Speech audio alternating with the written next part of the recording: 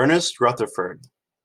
A physicist by the name of Ernest Rutherford performed an experiment that would give the next clue as to how the atom was structured.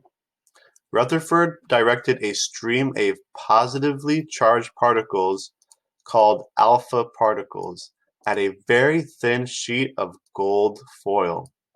Rutherford believed that by observing the alpha particles as they passed through the gold foil, he would get a better idea of the atom's structure.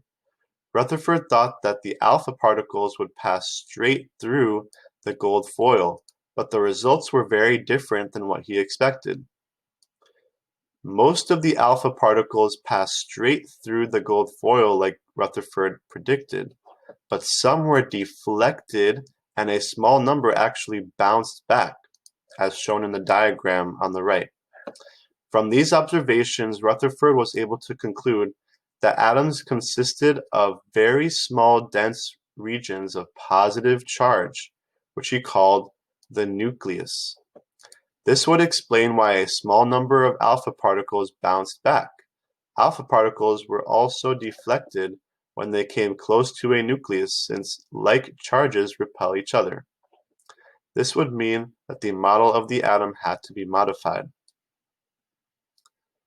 On the left, this is what would happen if it was Thomson's model, but the Rutherford model, this is what actually happened.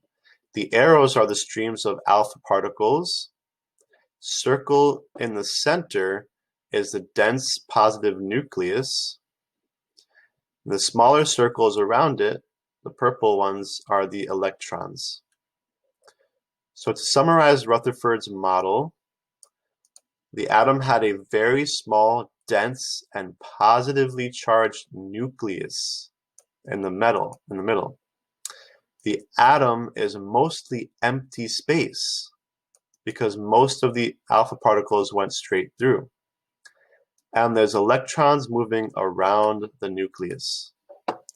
Although Rutherford's model was the best representation of the atom at the time, it did have some limitations. His model had the electrons traveling around the nucleus, but since opposite charges attract, what was keeping them from collapsing in on the nucleus? Also, electric charges moving in curved paths should give off light. If electrons would give off light, they would lose energy and collapse into the nucleus.